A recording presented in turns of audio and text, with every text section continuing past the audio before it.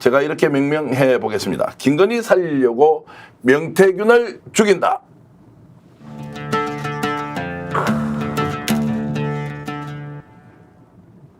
자, 이제 음악까지 나갔는데요. 자, 명태균 씨가 지금 본인이 김영선 전 의원과의 관계 그리고 그 중간에 있던 회계 책임자하고 막 갑론을박을 하면서 자, 이 사람이 돈을 벌기 위해서 여론 조작을 해주는 사람 아니냐라고 하면서 몰리고 있는데요. 자, 이런 상황으로 보면 김건희 여사와 명태균 씨를 분리해서 뭔가 가는 거 아니냐 이렇게 생각이 드는데 어떻습니까? 이 사건 이렇게 묻혀갑니까? 아닙니다. 갈수록 눈덩이처럼 커진다는 말 있지 않습니까? 일단은 김영선 전 의원이나 명태균이나 다 거짓말로 확인되지 않았습니까? 뭔 6천만 원 빌려준 거 받는 게 뭐가 문제냐고 명태균 씨가 페이스북에 큰 소리 쳐놨는데 빌려준 돈이 아니라 지가 국회의원 만들어줬고 그래서 세비 절반 이상은 반드시 자기가 가져가야 돼서 이론만 못 받아도 그냥 보내버리겠다, 날려버렸다 이렇게 기세등등하고 김영선은 세상에 지금 처음 있는 사건입니다. 옛날에 이해창 때 신한국당, 새누리당이 차떼기 했던 거 못지않은 충격적인 사건입니다. 우리가 국민들이 만들어서 국회 국민들 대변을 하고 월급 줬더니 절반 이상을 정치 브로커한테 헌납하면서도 쩔쩔매는 것이 다 사실로 밝혀졌습니다. 근데 오늘 제목이 굉장히 절묘한 게요. 결국 지금 김영선 사태 명태균 게이트로 대형 지금 게이트가 터진 거거든요. 근데 용인에 이제 김대남 게이트가 터진 거 아닙니까? 어저께 서울의 소리 저널리스트 군문 충청 방송을 통해 가지고 지금 국민들 사이에서 엄청난 화제가 되고 있습니다. 보통 유튜브 저널리즘이 뭐 폭로하면 웬만하면 제도 언론이 절대 보도를 안 했잖아요. 지금은 다 받아서 할 정도로 큰 이슈가 돼서 거기도 김건희가 개입했다는 거잖아요. 결국 최측근인 이혼모 부부를 어떻게든 특혜 공천해가지고 국회의원 만들어주려고 개입했다는 소리 때문에 이건 어마어마한 그러니까 저희가 그동안 주장했던 제가 일부러 이채양명주 부채도 갖고 왔는데 이런 것들로 사실 이미 쫓겨났어야 됐는데 어쨌든 길어지고 있는 상황에서 저희가 미처 파가지 못했던 분야에서 즉 당무나 경선이나 공천에 아예 대놓고 불법적으로 김건희 세력이나 김건희 씨가 개입하면서 거기서 의외로 어마어마한 불법과 비리 탄핵 사유가 지금 발견되고 있다. 그래서 이렇게 되면 어떻게 하겠습니까? 그 윤석열 김건희 정권은 김건희가 장악한 윤석열 정권에서는 당연히 김건희 살리기 위해서 명태균이가 다 저지른 짓이라고 몰 것이고요. 그다음에 김대남이나 또 김영선이나 이런 사람들은 다 망상에 젖어 있거나 허풍쟁이로 몰다든지 이런 식으로 지금 분위기가 가고 있습니다. 그게 좀 먹히고 있습니까? 지금 이제 명태균이 다 저지른 일이다, 허풍쟁이다, 헛된 소리다 이렇게 가면 대충 이제 명태균과 공천 개입은 좀 정리가 되나요? 근데 그런 식으로 명태균 씨의 주장을 허풍으로 또 몰아세워가지고 어물쩍 넘어가기에는 너무 벌린 일이 크고 중대해서 그렇게 덮여질 수가 없는 사안이고요. 지난주까지만 해도 뉴스토마토의 연속 보도를 통해서 사실은 이게 명태균 게이트라고 명명이 됐었는데 사실 어제 이제 그 유튜브 채널들에서 사실은 용인갑까지 이제 김건희의 그 손이 공천에 닿아 있다라는 이제 그 폭로까지 나왔기 때문에 이제 오늘부터는 사실 이제 명태균 게이트와 사실은 김대남 게이트를 포함하면 이제 김건희 게이트로 갈 수밖에 없는 저는 그 길목에 입구에 와 있지 않는가라는 생각이 들고요. 아까 우리 안진걸 소장님께서 저 이채양명주 부채 들어주시고 항상 그 여름에 많이 쓰셨던 걸로 기억을 하는데 이제 이채양명주에서 하나 추가를 해야죠. 그래서 이채양명 공주라고 제가 이제 6개 6대 의혹으로 이제 양평 공주 이제 누가 떠오르실 겁니다. 그래서 저는 이채양명 공주로 해가지고 이 공천 개입을 이제 순위에 올려서 저는 특검에서도 매우 비중 있게 저는 이 사안을 수사로서 이제 밝힐 수밖에 없다라는 생각이 듭니다. 지금 분위기를 보면 이제 명태균 씨가 혼자 덮어쓰고 하는 분위기는 아니고 대통령실에 누가 내려와서 뭐 설득했다 이렇게 얘기를 하는데 경고라는 말도 있고 본인은 무슨 경고냐 오히려 대화를 했다 이제 이렇게 나오고 있는 걸로 보면 쉽게 물러설 것 같지 않은데 그래도 계속 뭔가 자금과 관련된 문제가 많으니까 명태균 혼자 저질에 또는 뭔가 나쁜 짓을 벌였다 이런 식으로 가는 것 같습니다. 권 대표. 이제는 그렇게 되기는 너무 단기가 지났던 것 같고요. 지금 이제 조선일보 최근의 보도를 보면 윤석열 정부하고 선을 긋는 모양이거든요. 그리고 이제 동아일보까지 진짜 진보 보수냐 뭐 이런 질문까지 던지고 있는 상황인데 전반적으로 TK 지지율까지 다 붕괴된 상황에서 그것이 입막음이 되지 않을 것이다. 그리고 이제 터져 나오는 것이 지금 김영선에서 끝이는 것이 더 확대되고 있는 상황이기 때문에 그리고 여론 지지율 그리고 국힘당의 또 반발 그리고 보수 언론들의 뭐 선긋기 이런 전반 양상을 보면 정권 붕괴의 신호탄 아니냐 저는 그렇게 생각합니다. 네. 그 명태균으로 이렇게 책임을 몰아가지고 명태균 일종의 개인의 정치 브로커의 일탈 옛날 드루킹처럼 이렇게 몰아가려고 하잖아요. 그러기에는 너무 깊숙이 개입이 되어 있고요. 김영선이 세비의 절반 이상을 갖다 바치면서도 쩔쩔매고 심기경호하는 것까지 나오잖아요. 녹취록이 너무 자세히 나와가지고 그러면 도대체 보수적인 국민들이 보기에도 아니 명태균이 얼마나 힘이 세면 저렇게 했을까?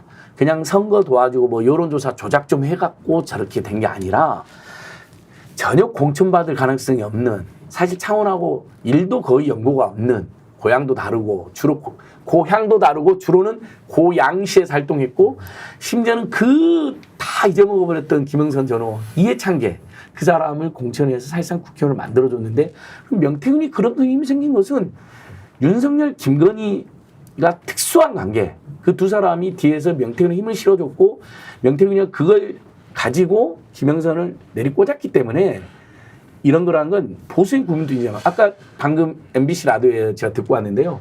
김성태 전 의원 혼수 성태라는 변명이 있을 때 얼마나 혼미하게 막 이슈를 흐트렀습니다. 방어가 안 된다고 본인이 이야기합니다. 방금 전에 방어가 안 된답니다. 그리고 이종호 MBC 지금 제 팀 특종 뭐가 터졌냐면요. 이종호랑 40번 통화한 거 그거 이제 어제 나왔잖아요.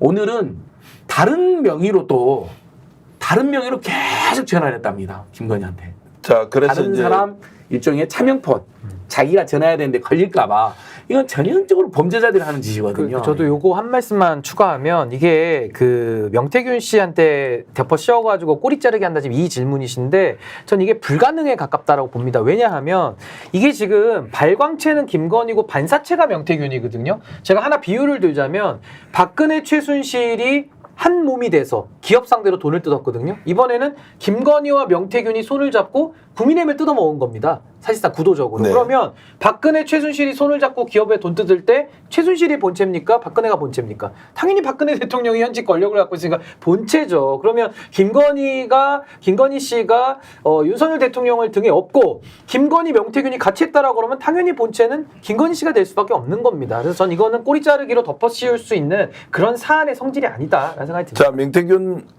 대표는 스스로 살기 위해서 지금 언론에서 보도하고 있는 여러 가지 의혹에 대해서 본인이 직접 해명을 한 것을 스픽스가 단독으로 입수했는데요. 이 내용 들어보시면서 명태균 현재 스스로 살기 위해서 어떻게 하고 있는지 직접 확인해 보시겠습니다. 김영선 의원 회계 처리자가 사고를 좀 쳐갖고 예. 김영사 갈등이 있어서 무슨 문제가 터진 것 같아요. 그 우리 이 저 앞전에 출마할 때 예. 제가 님한테 가서 그러면 8천만 원이고 선거하면 이렇게 아이고 뭐 아니야 그런 거 아니다. 뭐 그런 게 어디 있나? 그 MBC 같은데 내가 전혀 그런 게 절대 없다 했는데 뭐 웃긴 놈들이네. 그래가지고 지금 사람들은 이렇게 얘기했는데 아닙니다. 없습니다. 미안하다고 막 사람들이 그랬어서. 아닙니다. 제가 뭐 그는 제가 저기 뭐 하여튼 그런 것도 없고. 자, 지금 이제 소리가 명쾌하게 들렸던 사람이 저 명태균이고요. 잘 들리지 않았던 분이 이제 국회의원 출마자였는데 이 사람한테 가서 8천만 원을 먼저 주고 후불로 1억 원을 주면 뭔가 선거 과정에서 여론조사를 잘해줄 수 있다. 이제 이런 것을 여론조작을 전문적으로 나서는 사람이라고 한 방송사가 이제 보도를 하고 또 여기에 대해서 추적 취재를 하는데 자, 나는 그런 사실이 없다. 당사자한테 직접 들어봐라. 그리고 선불 8천에 후불 1억이다라는 것이 없다라는 것을 이제 직접 얘기하고 이것이 지금 명태균 씨의 실제 목소리입니다. 그리고 매우 당당하게 나와서 자신은 그런 일이 없다고 이제 법적으로도 방어하고 이 증거 자료를 가지고 나중에 문제가 되면 자 봐라 그렇게 의혹 보도를 했던 당사자가 부인하고 있는 것이다 이제 이렇게 가는 것인데 저것이 이제 중요한 이유는 명태균이 지금 여론조작 또는 여론조사를 왜곡했다는 걸로 계속 지금 몰려가고 있지 않습니까? 자, 그런 것이 P&R이라는 회사도 지금 상당히 많이 곤혹스러워하고 있고 오늘 오마이뉴스의 단독 보도를 보니까 우리는 그렇게 한 사실이 없다라고 하지만 여론조사를 통해서 뭔가 민심을 왜곡했다고 하면 권 대표 이거는 큰일 아닙니까? 그렇죠. 뭐 저기 우리 가깝게는 뭐 박근혜 대통령 당시에 이제 국정원에 댓글 조작이 있었잖아요. 그것이 이제 그 탄핵 사유의 중요한 사유 중에 하나가 됐었는데 지금 대표적으로 윤석열 정부가 가장 외치는 게 가짜 뉴스라고 주장하는 거 아닙니까? 그래서 이제 지금 지지율이라든가 무슨 뭐 응급실 뺑뺑이도 다 이제 가짜 뉴스라고 주장을 하는데 스스로가 이제 그런 사태가 이제 드러나는 거기 때문에 도저히 뭐 이 사건은 뭐 빠져나갈 수 없는 그런 사건이라고 생각을 합니다. 근데 이제 그 여론 조작도 굉장히 중요한 이슈죠. 왜냐하면 이 사람이 보니까 윤석열 대선 후보가 지지율이 떨어질 때쯤에 다른 여론조사는 다 지지율이 떨어지거나 이재명 후보가 역전항으로 나오는데 갑자기 윤석열이 많이 앞서는 여론조사 결과를 내거든요. 머니투데이랑. 근데 저희는 얼마나 장난을 쳤는지는 모릅니다. 뭐 물을 탔는지 약을 탔는지. 여론조사라는 게 질문만 조금만 바꿔도 순위가 많이 이렇게 결과가 달라진다는 걸 알지만 아직 미확정 사실이니까 제가 함부로 지적은 안 했지만 그런 의혹까지 제기되고 있는 상황이기 때문에 대형 정치 브로커의 여론 조작까지 삼는 정치 공작범으로 지금 본인이 몰리고 있는 거 하나 있는데 중요한 건 그것만으로 김영선이 그렇게 쩔쩔매면서 세비의 절반 이상을 갖다 주고 그 다음에 심지어는 창원에서 나오기만 하면 또 당선되는데 또 김해로 막 옮겨가고 뭐 그렇게 설명은 안 된다는 거죠. 아마 윤석열 김건희 입장에서는 저 개인 비리로 계속 몰라고 그럴 겁니다. 또 뭐 여론조작 쌓는 뭐 지저분한 사람 몰라고 하지만 그 중요한 것은 여론조작까지 동원해서 윤석열 김건희를 살려주고 또 윤석열 김건희가 마음에 들어하는 사람들 살려주는 이 총체적 공작이 지금 핵심적인 문제인 것이죠. 자, 너무 정확한 이제 지적을 하셨고 어쨌든 지금 김건희 여사와 윤석열 대통령 부부 간에 뭔가 모종의 역할을 명태균이 했다는 것은 부인하는 사람이 없고 당사자도 부인하지 않고 용산도 부인하지 않고 있습니다. 자 그러면 저희들이 이제 정말 중요하게 오늘 단독 보도로 요즘 경쟁이 아주 치열합니다. 저희들도 계속 취재를 하고 있는데 누가 그러면 국힘에서 공천을 행사할 때 메신저 역할을 했느냐. 이거 너무너무 중요한 문제인데 그래서 저희들이 단독으로 취재한 내용 여러분들과 함께 공유하겠습니다. 김건희 여사의 심부름꾼 국힘 누가 했느냐. 이철규입니다. 자, 저 주제를 보면 자 2022년도 재보궐선거의 공천 과정 그리고 2024년 이원모 비서관의 공천 관련된 이 내용에 자 김건희 여사가 개입했다는 게 여러 정언을 통해서 나오지 않습니까? 신규 변호사 일단 이 문제는 기정사실로 받아들여야 되는 거 아닙니까? 아니 오늘 아침에 이철규 의원이 아무래도 입장을 내고 뭐 본인이 이제 그런 허위 사실 유포에 대해서 법적 대응하겠다 뭐 이런 입장 낸 걸로 알고 있는데요. 이게 핵심은 뭐냐면은 김건희 씨가 어떤 공천 개입이라든지 저질러서는 안 되는 이런 민주주의 파괴 범죄를 저지를 때는 사실상 당에다가 자기 사람을 심어놓고 공범으로서 이걸 범행을 지금 저질렀다라고 보는 게 합리적일 거거든요. 그렇다면 누가 과연 그 김건희 씨의 늘어난 팔 역할, 대리인 역할을 했을 것이냐 이게 핵심인데요.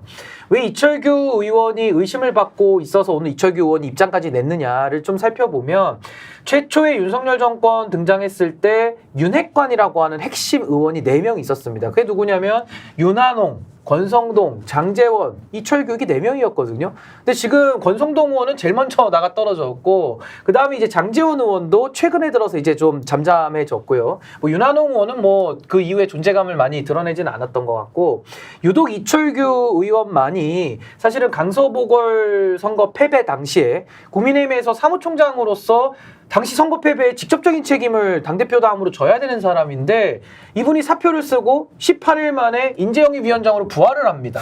그게 기가 막히다. 도대체 윤석열 정부는 정부든 당이든 책임 정치가 무너졌냐 이런 비판을 많이 했었는데 갑자기 이분이 총선 앞두고는 공천관리위원으로 또 들어가요.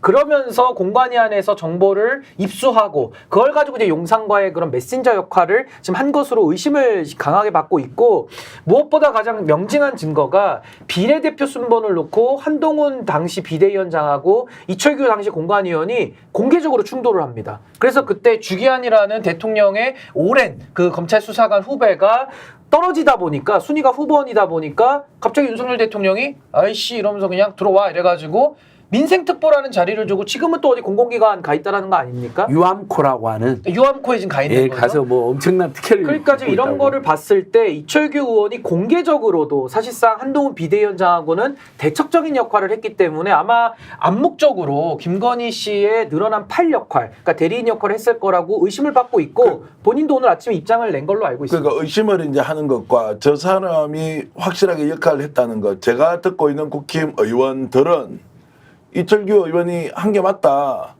그리고 오늘 여러분들께 최초로 말씀드리는 내용은 그 당시에 김건희 여사가 외압을 통해서 공천을 누구에게 주라고 하는 문제가 당내 생기니까 그거 받아들이면 큰일 난다라고 직접 이철규 의원에게 당신 이러면 안 된다. 당신이 나중에 다 덮어쓸 수 있다라고 조언을 했다는 얘기까지 제가 들었습니다. 그런데도 이분은 오늘 망상에 기초한 허구의 발언이다라고 이제 한 것으로 보면 이렇게 묻을 수 있다고 생각합니까? 아니면 실제로 우리가 지금 하고 있는 게 망상에 의한 허구적 발언입니까? 안진걸 소장. 다 터져 나오지 않을까요? 윤석열, 김건희가 갑자기 전략을 수정할 것 같은데요. 명태균 정도로 꼬리자랑 했는데 이철규 네가 한번 책임져야겠다 이렇게 해버릴 것 같은 상상이 드는데요. 왜냐? 김영선 공천의 숨은 주역도 만약에 명태균이랑 함께 이철규였다. 김대남 용인의 이혼모를 꽂는데도 사실 김대남을 몰아내는데도 개입한 게 이철규와 김건희였다. 그러면 사실 지금 김건희 게이트로 지금 다 가는 거잖아요. 근데 김건희 게이트가 아니라 사실은 부하들의 과잉 충성이 있었다. 오판하고 명태균으로는 꼬리자기 아니니까 아마 이철규로 꼬리자기 위해서 나중에 이철규가 모든 걸 폭로하는 그런 혼자 상상을 해봤는데요. 이철규 정도가 김건희 심부름꾼으로 나섰을 거라는 건 뭐 합리적인 추정이죠. 왜냐하면 명태균이 어떻게 혼자 다 합니까? 이름도 없는 사람인데. 물론 뒤돌아보니까 대통령 취임식 때 윤기중 아버님 바로 뒤에 있는 걸 봐서 저희는 윤기중 아버님 뒷줄에 권오수 도이치모터 주가 조작범의 아들이 있어가지고 권오수 아들만 주목해서 봤는데 그 사이에 윤기중 아버님보다 더 사이에 명태균이 있는 거 보니까 명태균 역할도 상당히 했지만 명태균이라는 사람이 다 공천을 자주지는 하지 못했을 겁니다. 특정 지역에서 역할을 했겠죠. 그러니까 김건희 입장에서는 자기 손이 안 뻗치는 곳은 뭐 예를 들면 영남은 명태균이 있을 수 있고 호남 또 누구를 비선을 또 두고 전체적인 판은 또 윤핵관이나 하면 안 되겠죠. 김핵관을 내리꽂는 데는 이철규를 이렇게 악용했을 것 같거든요. 그래서 이것은 이철규가 지금 이번에 크게 부인하는 건 봐도 그 지금 김대남이 뭐라고 그랬습니까? 내가 서울의 소리를 공작해가지고 서울의 소리가 내가 거짓말하는 걸 그대로 보도하게 해가지고 서울의 소리가 얼마나 허무맹랑한 보도를 하는 자인지 자기가 공작을 해서 성공한 거라고 이야기했잖아요. 그런 식으로. 그럼 이철규 입장에서는 맞다. 서울의 소리가 지금 김대남의 공작이 넘어간 거다. 일골 가치가 없다고 해야 되는데 본인들의 역할, 김건희 역할이 드러날까 봐 김대남의 망상, 미친 사람의 망상으로 몰아가고 있어요. 그건 자기들 역할이 드러날 것 같아서 김대남으로 지금 꼬리를 잘라버리려고 하는 거거든요. 제가 이제 실제 듣기로는 국힘 내부에서는 지금 이 문제가 이제 절대로 그대로 듣고 갈 수 없다. 그러면 왜 그 당시에 주위에서는 이철규 의원에게 그렇게 하면 안 된다라는 조언을 한 사람이 있음에도 불구하고 이철규 의원은 적극적으로 나서서 용산의 요청을 받아들이고 이것을 당내에서 강제하려고 했느냐라는 이제 질문이 끊임없이 나오고 있습니다. 이게 혹시 내피셜로 추정이 가능하겠습니까, 권 대표님? 왜 이철규는 본인이 약점이 있는 것인지 아니면 본인이 정말 충성심 때문에 이렇게 한 것인지 왜 이런 위험한 행동을 그 당시에 당의 공식 기구가 아닌 비공식의 위치에서 이런 것들을 적극적으로 주도했느냐라는 질문이 나올 수밖에 없습니다. 아니 이철규 입장에서는 뭐 키미넷도 있겠지만 가장 실세가 김건희라고 확고한 판단을 했겠죠. 그래서 김건희의 지시를 따르기만 하면 뭐 미래도 보장되고 권력도 보장된다는 그 판단을 했을 것 같고요. 그 힘으로 지금까지 호가호위를 하고 권력을 행사한 것 아닌가 그렇게 생각을 합니다. 저는 이제 한동훈이 좀 주목되는 상황이거든요. 한동훈은 계속 이제 총선 내내 자기들은 시스템 공천한다 이렇게 주장을 했단 말이죠. 근데 실질적으로 보면 이제 김건희 시스템이 작동된 거 아닙니까? 그래서 지금 이제 터져나온 여러 가지 그 폭로의 배후에 국힘당 내에 이제 뭐 친윤 세력, 친한 세력 이렇게 구별되는데 입장이 다르단 말이에요. 그래서 지금 최근에 터져나오는 그 이종호의 그 통화 내용 그리고 여러 가지 그 김영선과 관련한 그리고 그 용인 그 공천과 관련한 이 내용들이 터져 나오는 배경에 한동훈이 있는 것 아닌가라는 의심이 됩니다. 네. 자, 그래서 이게 이제 어떤 식으로 번질지 좀 더 지켜봐야 하는데 일단 이철규 의원이 핵심적인 역할을 했다는 추론이 점점점 확신으로 가고 있는 상황에서 본인은 절대 아니다. 이것이 망상에 기초한 허구의 발언이다라고 했지만 이쪽으로 지금 몰려가고 있고 국힘 내부에서도 이철규가 져야 될 책임은 실제로 정책 책임뿐만이 아니라 법적 책임 또한 무겁게 다가올 것인데 과연 이 사람이 그러면 윤석열 김건희 대통령 부부에 대해서 끝까지 이철규가 보호해 줄 수 있겠느냐라는 질문을 국힘 내부에서 하고 있습니다. 어떻게 보십니까? 아니 근데 무슨 뭐 조폭들도 아니고 범죄 혐의가 있으면 뭐 서로 그걸 감춰주는 게 미덕도 아니고요. 사실 범죄 혐의가 있으면 빨리 자수해서 광명 찾는 게 본인들한테도 훨씬 더 좋을 것이다라는 생각이 들고요.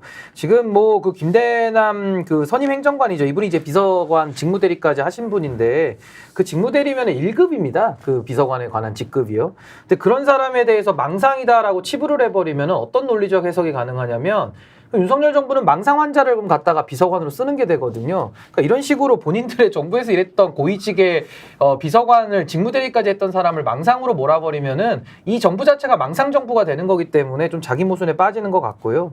이 허풍이다. 녹취록 나오면 지금 다 허풍이거든요. 이게 거의 공식 같아요. 무슨 녹취록도 나오면은 허풍이다. 또 허풍이다. 무슨 뭐 이 정부는 뭐 허풍쟁이들하고만 다 교류를 하는 허풍 정부 아니냐. 그러니까 망상 정부, 허풍 정부라는 비판을 또 받을 수밖에 없으니까 전 녹취록에 대해서 특별한 사정이 없으면은 위조 가능성 내지는 허풍이다라고 과장이다라고 그 신빙성을 부인하는 것은 국민들의 그 시각과는 매우 동떨어진 해석이다라는 것이고요. 이 녹취록을 들어보면 김대남 비서관 관련해서 녹취록을 들어보면 의문의 일패자가 있습니다. 그게 누구냐면 윤석열 대통령이에요.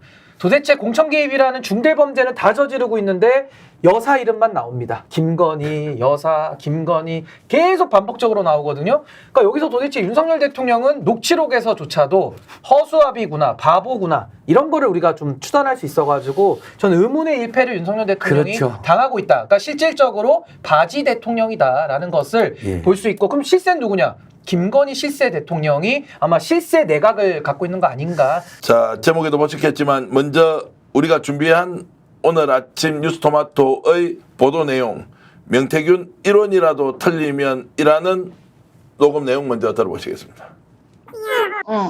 다름 아니라 아까 명본부장님께서 그년이라고 말씀이 됐다고 이번 달 그 급여 반 받아라 하셨고 어저께 제 숙대 농 사장님 보고 내가 했었다고 막 뭐라 하시더라고요. 그래서 좀 해결하러 가셨거든요. 아까 그 부분하고 알겠습니다. 네. 여보세요? 아니 아침에 은행 갈 때 그 돈 뽑아주러 간 거 아니었어? 아니요. 정치 자금 계좌 카드가 정지가 돼가지고 왜 정지냐고 그거 때문에 풀려갔었거든요. 아니 진짜 그 오늘 요번에 저 세비 얼마 받았는데? 확인하고 바로 전화 드릴게요. 예. 여보세요? 예. 920 정도 들었습니다. 그러니까 이게 금액이 딱 일정한 게 아니고 어떤 달은 조금 많이 들어오고 어떤 달은 작게 들어오고. 근데 내가 딱 약속한 건 딱 2분의 1이야. 네. 예. 딱 입금 딱 계산해갖고 네네네. 1원이라 틀리면 나는 끝이라 바로 끝내놨어요. 알겠습니다. 아니 그렇소냐 저 내용 보면 뭐가 궁금합니까? 첫 번째 왜 이 씨가 저 내용을 폭로할 수밖에 없었냐? 두 번째 저 돈의 성격이 뭐냐? 예. 반반 가르는 거를 뇌물이냐 아니면 빌린 돈 갚는 거냐 이런 것에서 본인은 솔직하게 어떤 게 더 관심 또는 질문을 저는 아까 이제 말씀드린 것처럼 첫 번째는 전 대한민국 정치 사상 처음 있는 최악의 일입니다. 그 세상에 일종의 지금 정치 브로커 또는 여론 공작범한테 세배 절반 이상을 갖다 바친 일은 저는 처음 봤어요. 그렇죠? 아니, 근데 빈이 돈을 있어요. 갖다 바치면서도 쩔쩔매는 거예요, 김영선이. 김영선 녹취록 나오잖아요. 여기는 방금은 안 나왔는데 김영선과 이 씨의 녹취록을 보면 본부장님 심기 괜찮아? 막 이런 식으로 물어보잖아요. 조심스럽게. 그래서 이것은 명태균이 공천을 줬다는 걸 알 수 있고, 그럼 명태균이 공천을 줬다는 것은 뒤에 윤석열 또는 김건희가 배우 있다는 거. 이건 저는 확신이 들고요. 두 번째는 저도 그건 궁금하더라고요. 이 씨의 역할은 어느 정도였고 왜 이걸 이 씨가 이렇게, 사실은 이건 이 씨가 제공한 것으로 보이잖아요. 공익 제보한 것으로. 그런 부분은 뉴스토마토의 배경은 나오지 않고 있거든요. 다만 김영선이 이 씨를 고발했잖아요. 그러니까 이 씨가 고맙다, 진실 가리지 않은 거 봤을 때는 이 씨가 상당히 자신감 있어 보인다. 이렇게 일단 평가할 수 있겠습니다. 자, 일단은 세비를 반반 나눈 것은 빌려준 돈을 돌려받는 것이다. 그리고 명태균 씨의 본인 주장은 그런 과정에서 뭔가 분쟁이 생겨가지고 나중에는 김영선 의원이 그 돈을 모아서 강 씨에게 주었고 4명이 나눠 가졌다는 거예요. 4명은 이제 본인 김영선 의원, 강 씨, 그리고 이제 제 3자가 있는데, 그래서 이거는 명확하게 빌린 돈이라고 하는데 검찰이나 수사기관에서는 그렇게 보고 있지 않죠. 아니 근데 저는 이 씨에 대한 관심은 저는 과도하게 안 갖는 것이 좋겠다라는 생각이 듭니다. 예. 왜냐하면 이분은 지금 사실상 내부 고발을 하신 분이기 때문에 좀 저는 신원에 대해서는 좀 보호가 좀 필요한 네. 상황 아닌가. 그리고 사실 이 씨의 용기가 아니었다라면은 이런 엄청난 범죄, 중대 범죄 사실이 바깥으로 드러날 수는 없었을 거거든요. 그래서 저는 이 씨에 대해서는 좀 우리 사회가 좀 침착하게 보호해주는 좀 그런 쪽으로 나아갔으면 좋겠다는 개인적인 바람이 있고요. 이 명태균 씨 관련해서 지금 급여 반띵 아닙니까? 이 국회의원의 세비를 갖다가 지금 반반 나눠 갖자. 마치 무슨 주식회사에 지분 투자해가지고 배당받는 형태로 국회의원의 세비를 지금 같이 나눠 먹자라고 하고 있는데, 지금 공천 개입 관련해가지고는 명태균 씨가 만약에 윤석열 대통령과 김건희 씨와 다 공모해서 저질렀다라고 한다면 공직선거법 위반과 직권남용 그리고 업무방해까지 싹 다 적용이 되는데요.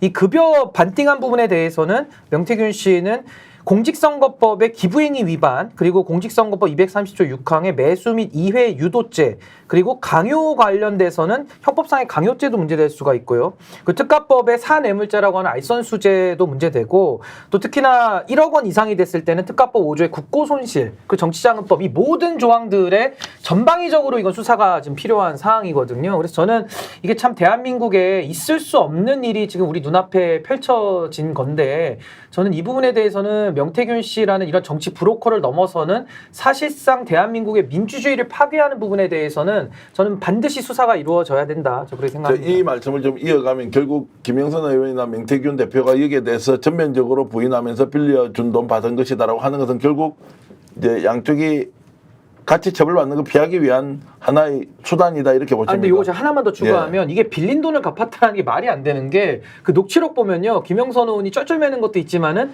현금으로 뽑아서 다 주라 그러거든요. 아니 우리가 돈을 한두 번 빌려봅니까?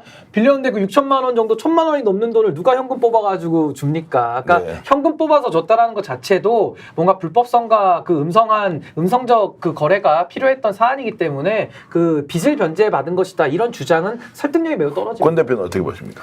저는 이 자료를 지금 여기서 봤거든요. 근데 추석 상여금까지 반띵을 했네요. 모든 게 다 반띵이에요.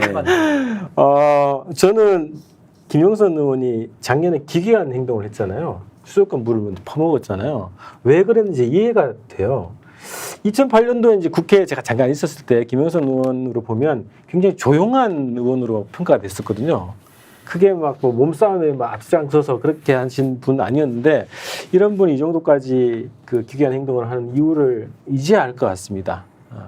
단단하게 뭔가 이제 거래를 한 것 아닌가, 그런 의심이 되긴 해요. 거래를 했다는 건 이제 뇌물로 또는 뭐 뭔가 수고비 쪽으로 이렇게 지급했다? 아니, 그러니까 근데 이제 명태균은 예를 들어서 사인이기 때문에 정치자금법으로 그대로 적용이 될 수가 있습니까? 개인한테 돈을 주는 것은 저 사람이 정치인도 아니고. 아니 근데 그 돈의 성격 규명을 먼저 좀 해야 될 것 예. 같고요. 그러니까 아까 제가 말씀드린 대로 명태균 씨는 그러니까 정치자금법 관련해서는 이제 김영선 의원이 또 출마를 했기 때문에 그 관련된 부분을 좀 검토를 해야 예. 된다는 얘기고 결과적으로 지금 세비를 같이 나눠 먹자로 했기 때문에 아까 제가 열거해 놓은 그 여러 가지 위법 사항에 대한 저는 반드시 이건 수사와 법 적용이 필요하다라고 봅니다. 그러니까 돈 빌려준 사람들이 이렇게 돈 안 갚죠. 그리고 녹취에도 나오겠죠.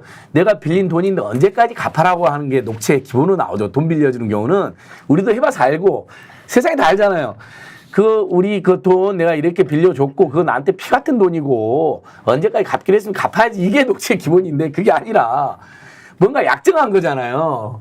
그러니까 내가 너 국회의원 만들어줬으니까 국회의원 사실 네가 국회의원이지만 실제 국회의원은 나라고 생각하고 절반 이상 줘라 이렇게 약정했는데 그건 당연히 김영선이 공천 받을 때 연고도 없는 김영선 다 잊혀져 갔던 김영선 공천 받을 때 명태균의 결정 역할이 있었을 건데 그럼 명태균의 결정 역할이 뭐냐 윤석열을 언급하는 내용도 나오잖아요.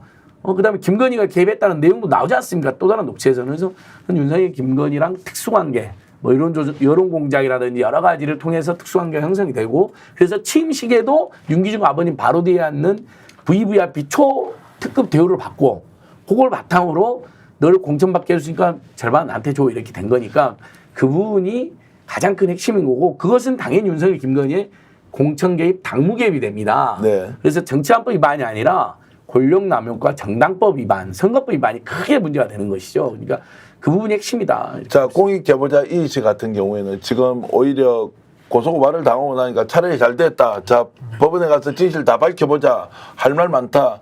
그리고 엄청난 양의 공익제보 내용을 갖고 있다고 저는 소문으로 듣고 네. 있는데 이분의 역할도 굉장히 그러면 이 사건의 향배와 관련해서 중요하다 이렇게 보면 되겠습니까, 권 대표님? 피해자잖아요. 이분 네. 어떻게 보면은 그 심부름한 건데 회계 역할을 한 건데 이렇게 이제 몰리고 있는 상황이고 그거에 대해서 용기 있게 이제 저는 나섰다고 보고 이제 우리가 이제 말씀하셨던 것처럼 굉장히 보호해야 하셔야 되는 분이라고 보는데 저는 대표적으로 이게 내간 매직이잖아요.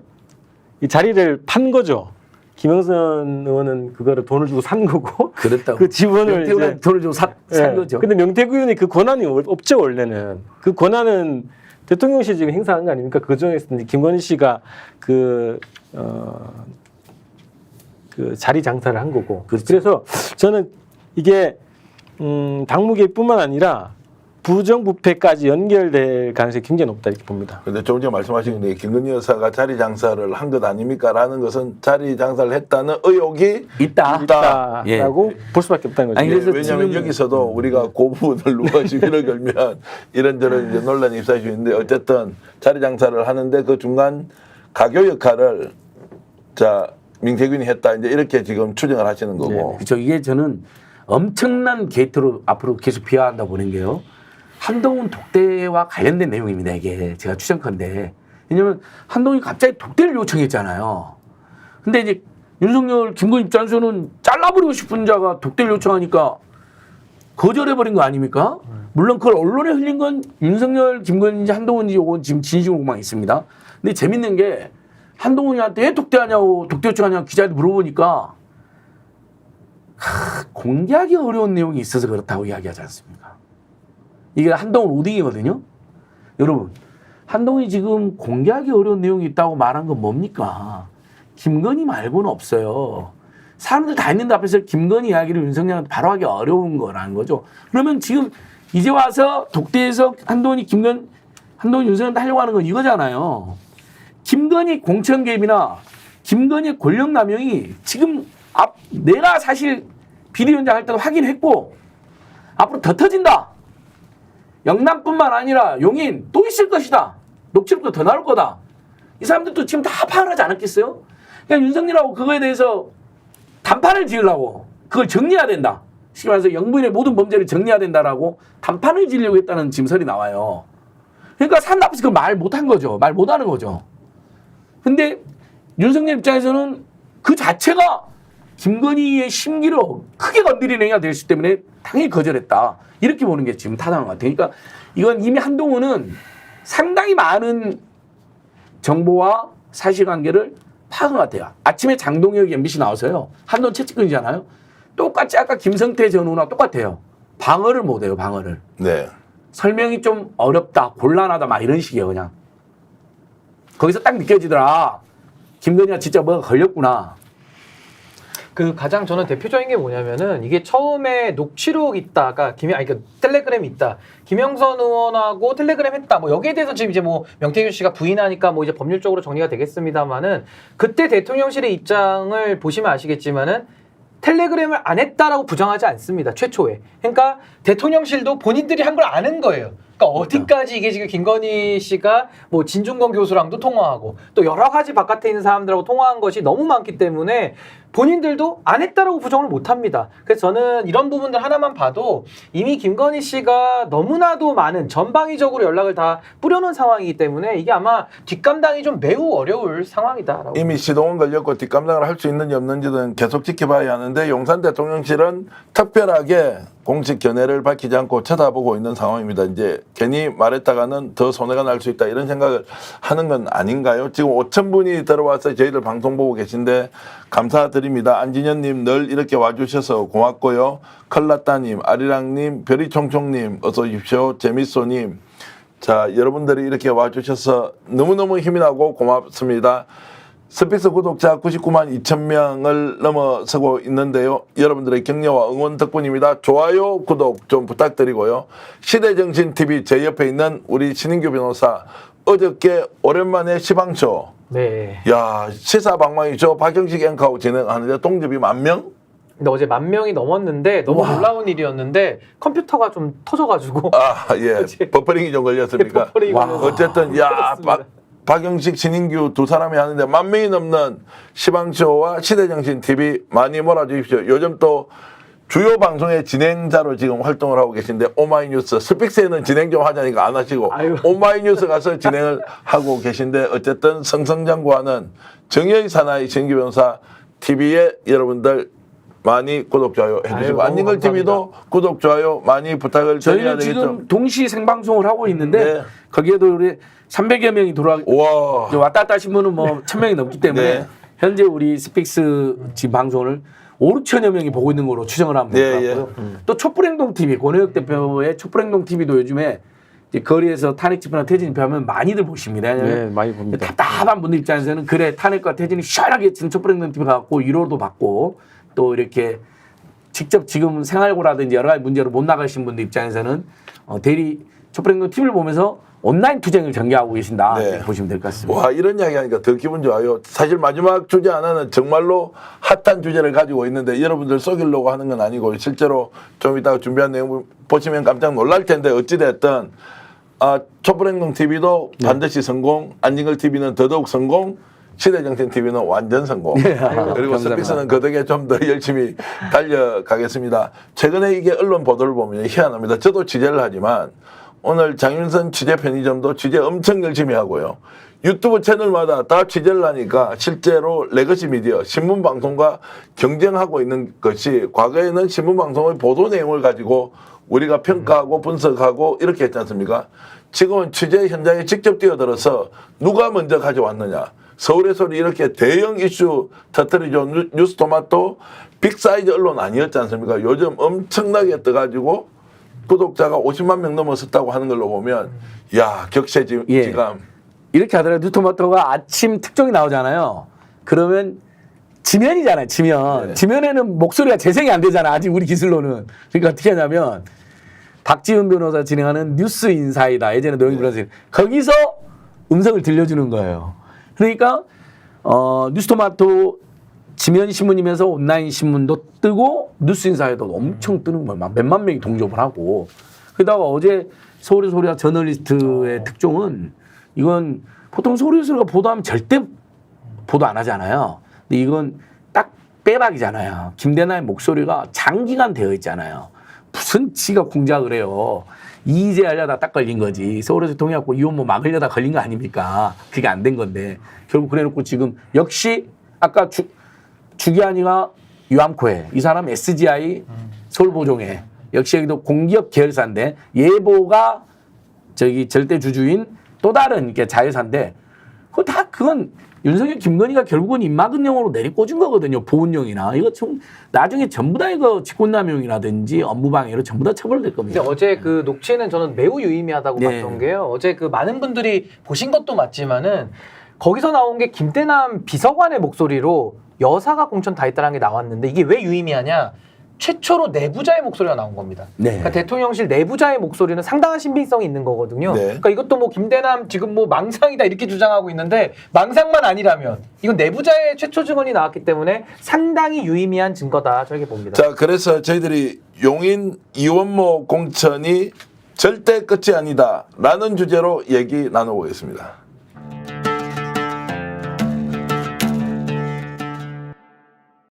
자, 먼저 서울의 소리가 정말로 오랫동안 이명수 기자를 비롯한 제작진이 취재한 내용 저희들 빌려 써서 죄송한데요.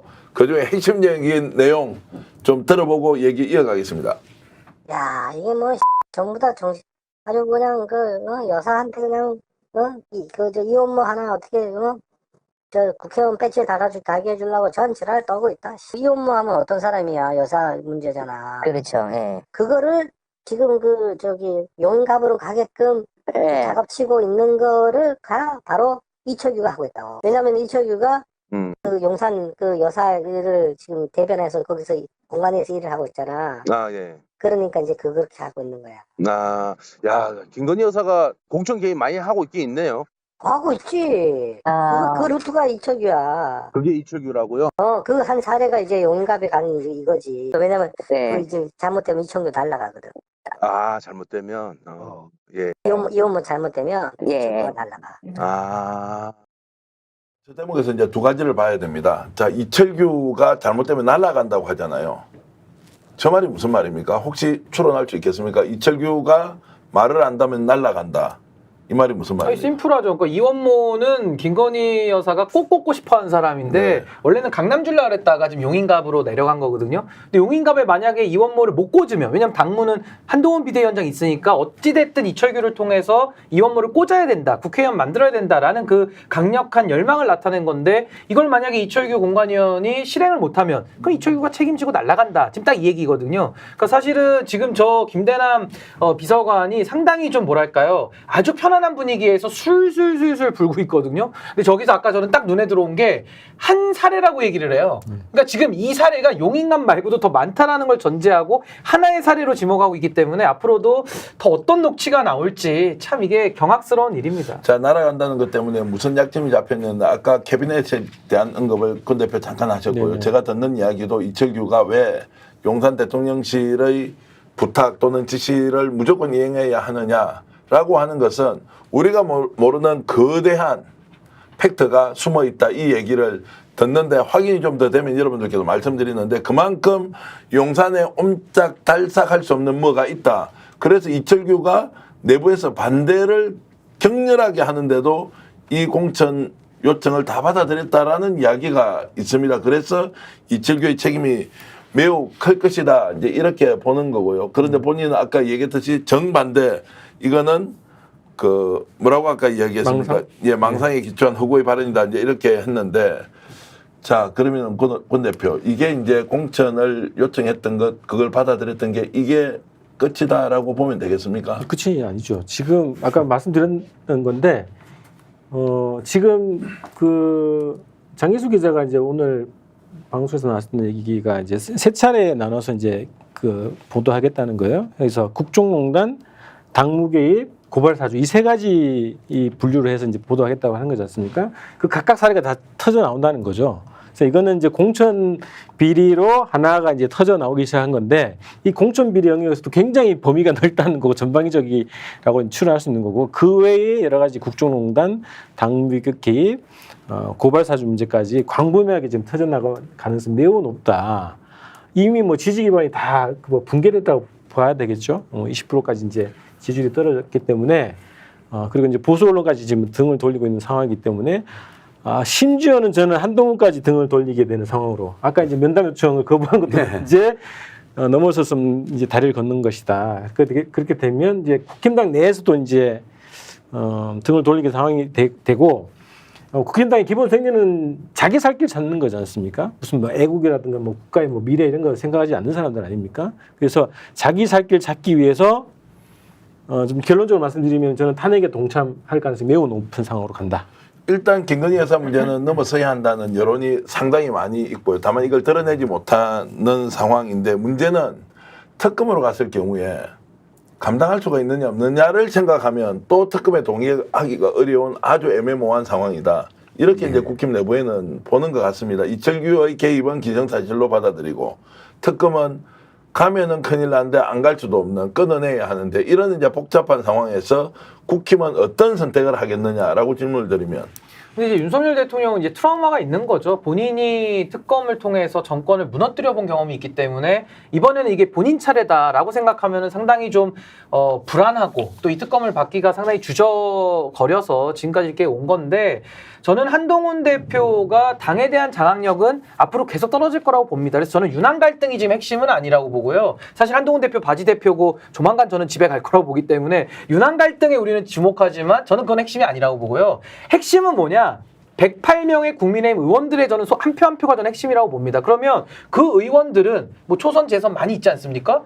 이분들은 지역구 비례대표 섞여 있는데요. 앞으로 윤석열 정권 이후에도 정치를 하고 싶어하는 욕망이 있는 사람들이에요. 근데 이 사람들이 윤석열 정권 뭐 이쁘다고 이제 본인들과 관련도 없는데 이걸 지켜주자고 특검을 거부하고 그 정치적 책임을 같이 나눠진다? 게다가 윤석열, 김건희 이 두 부부의 아주 파렴치한 범죄들까지도 본인들이 덮어주는데 이용당한다? 아니 과거 같으면 그렇게 하죠. 근데 지금에 와서는 윤석열 대통령의 지지율도 너무 낮고 또 앞으로도 윤석열 대통령한테 받을 것도 별로 없는 그러니까 상대적으로 부채가 없는 사람들이기 때문에 전 이분들이 상당히 저는 전략적인 투표를 할 가능성이 높다. 그렇다고 한다면은 이제 특검법만 무서운 게 아니라 대통령 탄핵도 제적 200명. 그러니까 제적 3분의 2가 200명이면 탄핵되는 거거든요. 물론 헌법재판소에 이제 결정은 남아 있습니다만은 이제 윤석열 대통령은 특검이 목전에 들어오면 앞으로는 탄핵까지도 위기감을 느낄 수밖에 없는 아주 그런 비상 상황으로 빠져들어간다라고 저는 봅니다. 맞습니다. 그래서 이번에 이제 윤석열이 곧 거부권 행사할 거잖아요. 세 가지. 최상병 특검법, 김건희 종합특검법,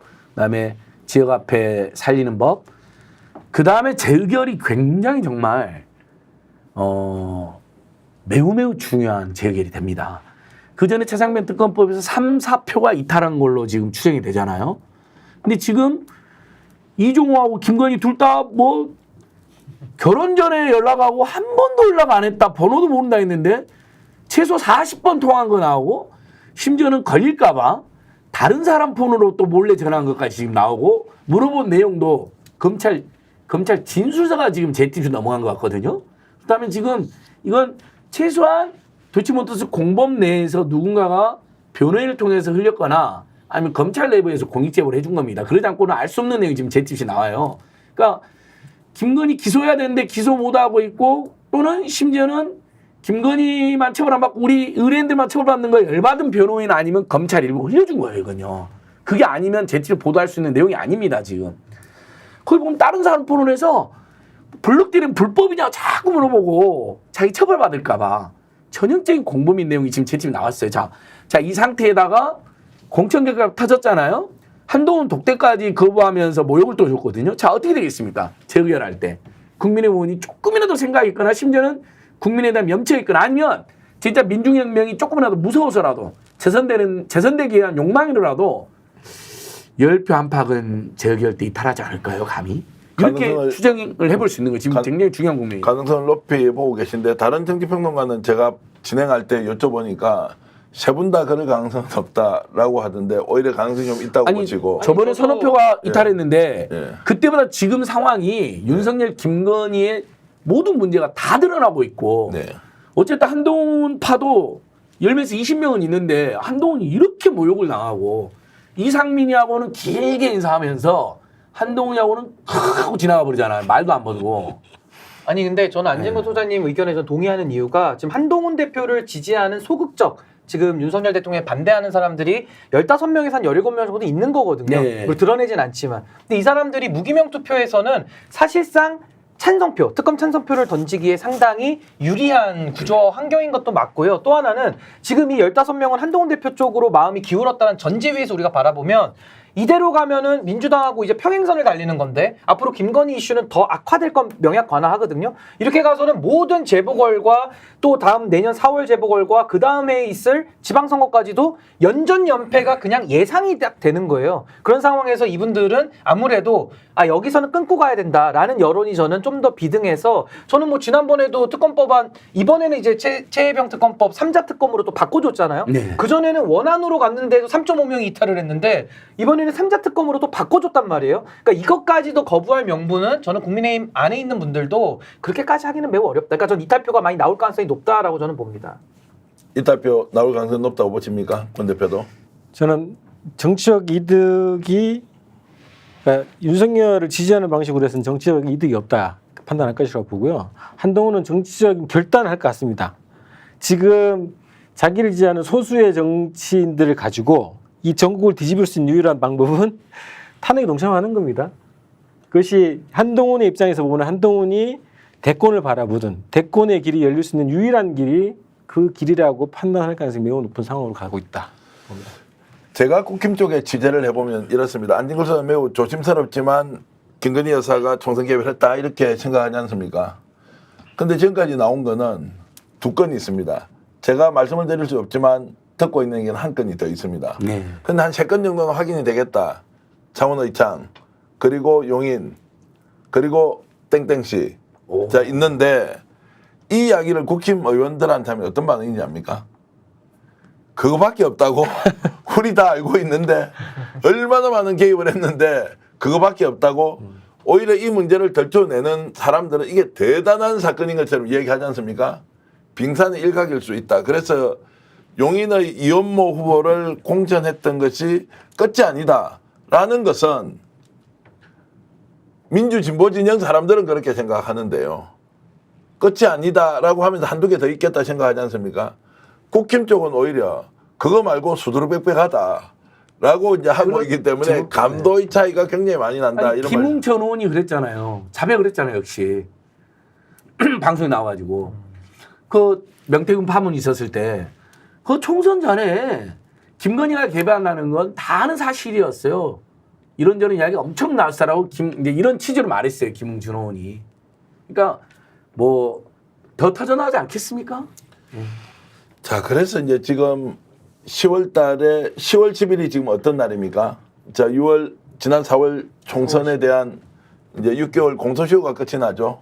선거법 관련된 게. 그러니까 이제 10월 10일까지는 현직 국회의원들은 상당히 좀 검찰의 눈치를 볼 수밖에 없는데 그 이후 시점이 되면은 이제 시효가 만료되기 때문에 상당히 좀 자유로워지는 면은 좀 있습니다. 확실한 거는 지금 국힘 내부에서 김건희 여사 윤석열 대통령을 분리시켜야 한다. 김건희를 반드시 밟고 넘어서야 한다. 그것이 보수 정당이 살 유일한 길이라고 하는데 이제 이 질문을 다 하는 모양입니다. 윤석열 대통령이 그런 결단을 내릴 수 있느냐? 윤석열 대통령이 그 결단을 내리지 못하고 끝까지 김건희 여사를 안고 갈 것이냐라는 질문이 나온다는데 좀 간단하게 안진걸 소장님. 아니 어떻게 뭐 안고 가요? 김건희 윤석열을 꽉 쥐고 있는데. 반대로. 아, 그래요? 예, 윤석열 때 김건희를 안고 가면 김건희가 뒤에서 싹 다 조종하고 있는데. 그 말씀은 윤석열은 자체가 자율권이 없죠. 없는데 아직도 그걸 모르는 한동훈 윤석열 만나갖고 의미 없는 일. 대통령님 진짜 대통령을 정리해야 됩니다 이렇게 말을 하려고 그러는 거죠. 근데 성명 독대를 해도 독대도 안 해주겠지만 윤석열 김건희가 안 해줬지만 이번에도 독대를 해서 그 이야기를 한다 하더라도 윤석열이 아마 네 이놈하고 격려해서 내쫓아버릴 겁니다. 결정권이 없는데요. VO는 김건희가 된 지 오래 이미 후보 때도 그랬습니다. 근데 예전에는 그 말씀 하실 때 우리는 다 재미삼아 얘기하고 설마 그렇겠나. 왜냐하면 상식적으로 그럴 수가 없으니. 그러니까 근데 요즘 보니까 실제로 V1은 김건희 대통령이다라고 하는 것이 맞죠. 맞습니다. 그러니까 저희가 이제 대선 전에 그런 지적을 하면서 7시간 녹취록도 보면서 그렇긴 하지만 대통령이 되면 좀 달라지겠지. 아무래도 김건희가 권력 넘버 원이어도 대통령이 되면 참모들도 있고 국민들 눈치도 있으니까 이러면 좀 윤석열 대통령이 대통령으로서 체면은 체릴 거라고 생각했는데 그런 기대까지 무참히 짓밟히면서 이러면 김건희 마포대교 사진 같은 경우도 뭐 홍보 수업도 안 거치고 그냥 나가버린다는 거예요. 그럼 이미 김건희가 대통령이죠. 대통령실 내부에서는 실제로 김건희 여사 사람이 온 부서에 포진을 했기 때문에 요즘 말을 잘 못한대요. 네, 자 누가 거기에서 그 이야기를 듣고 공유를 해버리면 예.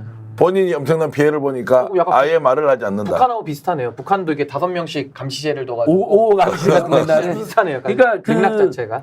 지금 저도 스픽스에서 중요한 이야기를 하나 드리면요. 지금 이제 그만둔 비서관들 있잖아요. 용산 집무실 또는 이제 여러 가지 이유로 다른 공기업 같은 데 나가서 좀 제3자 되어 있는 자들이 사석에서는 무슨 일이 딱 터지면 이거 윤석열이 지시한 거야 김근혜가 지시한 거야 물어본대요. 먼저 첫 번째 막 행정관의 비서관들이. 그래서 윤석열이 지시한이다 그러면 다 살랑살랑한대요. 뭐 윤석열 뭐 관심도 없을 거고 체크도 안. 김건희 지상이나 김건희 관심사라면 난리가 난대요. 우리 살아야 된다. 이거 해내야 된다 하면서 이미 그러니까 용산 집무실 내에서도 대통령은 김건희로 이미 저는 어느 시점에서는 완전히 그러니까 처음에는 그래도 윤석열이 형식적으로는 대통령이니까 그래도 김건희가 조심하게 했던 사람들이 처음에는 그렇게 판단했겠죠. 근데 그게 완전히 다 깨진 거 보면서 김건희 눈치만 보는 대통령 시대였어요. 그것은 김건희가 실제 대통령 짓을 하고 있다는 겁니다. 설마 그렇겠느냐라고 의심하는 분은 의심을 조금 더 하시면서 우리 이야기도 귀를 기울여 주시면 좋겠고요. 지금 10월 10일 이후에 재의결하면은 특검 통과될 가능성이 상당히 있다라고 이제 보시는 거고, 그리고 그렇게 하기 위해서 지금 국힘 내에서는 이제 상당히 반발이 클 것이고 또 그것이 어떤 식으로든 드러날 건데 오늘 지금까지 대통령과 한동훈 대표 간에 지금 저녁 회동을 하고 있습니다.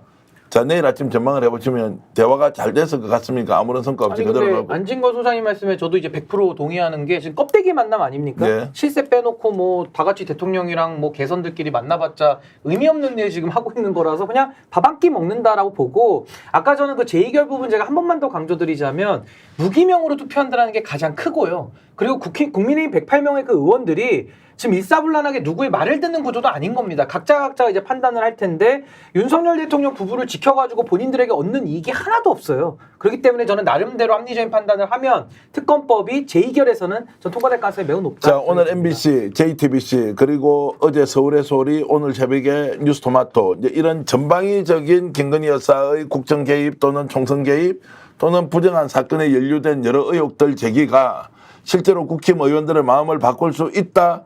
라고 권 대표도 보십니까? 네, 정치적 본능으로 살아가는 사람들이기 때문에 네. 자기 생존에 가장 유리한 방향을 잡을 것이라고 생각합니다. 그 전국적으로 우리 시민들이 뭘 하고 있냐면 그 윤석열 탄핵 소추안 발의에 동참하라는 운동을 하고 있어요. 전국의 254개 지역구 국회의원들한테 그것을 요구하는 서명 운동을 전국적으로 지금 벌여가고 있습니다. 그래서 탄핵 명령이라고 하는 사이트를 저희가 이제 개설해서 운영을 하고 있습니다.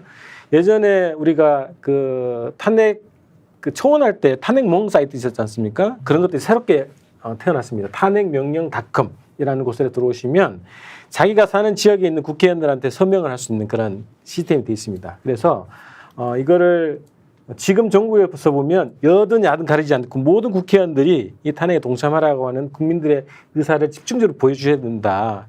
143만의 탄핵 청원에 참여하셨던 그런 분들이 고스란히 이 서명에 참여를 해주셔서 자기 지역의 국회의원들, 국힘당을 포함한 모든 의원들이 탄핵 소추에 참여할 수 있도록 국민들의 명령을 내려달라, 이런 말씀 좀 드리고요. 이 운동을 저희가 이제 그 9월 2일부터 100일 동안 정기국회잖아요. 이 정기국회 안에 윤석열 탄핵을 완성시켜보자라고 하는 그런 운동을 벌이고 있습니다. 그래서 이 탄핵 서명과 그다음에 이 기간 동안에 이 싸움을 벌여나가기 위한 군자금, 그래서 5억 모금 운동도 진행을 하고 있습니다. 그래서 143만 그 탄핵 청원 참여하신 분들이 이 십시일반으로 이 기금 모금에 참여해 주시면 좋겠고요.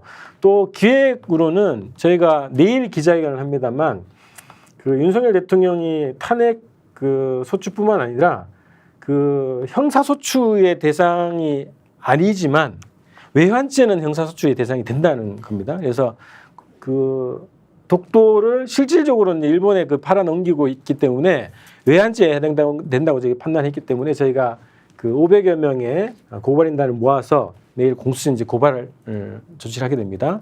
그리고 지금 또 하나의 그 국회 그 청원운동이 진행되고 있는데요.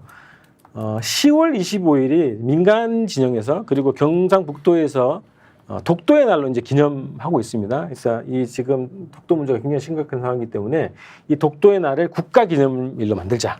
그런 운동을 지금 청원 운동을 하고 있습니다. 그래서 지금 10월 11일까지 이 운동이 진행되고 있거든요. 이것도 이제 5만 명을 넘어서면 민주당에서 국회 차원에 이제 입법화하겠다. 이제 이런 운동이 진행되고 있습니다. 그래서 이런 다양한 운동을 통해서 이 100일 동안에 윤석열 탄핵을 완성시켜보자. 이제 이 운동이 진행되고 있다는 말씀을 드리면서 우리 시청자분들의 대대적인 참여를 호소드립니다. 그리고 매주 토요일마다 또 촛불 집회 진행되고 있거든요. 이번 주 토요일까지는 6시에 시청 숭례문 대라수 진행이 되고 10월부터는 또 5시에 진행이 됩니다. 그리고 10월 며칠입니까? 10월 19일 날 또 전국 집중 촛불 대행진이 국회 앞에서 진행됩니다. 그래서 촛불 집회 대대적으로 사람들이 많이 나오셔야 네. 국힘당이 실제 탄핵에 동참을 하게 됩니다. 스픽스는 말하는 언론입니다. 대세는 유튜브, 그중에서 스픽스. 좋아요, 댓글, 구독, 알림 설정. 여러분이 저희를 사랑해 주시고 우리가 여러분을 사랑하는 4가지 방법입니다.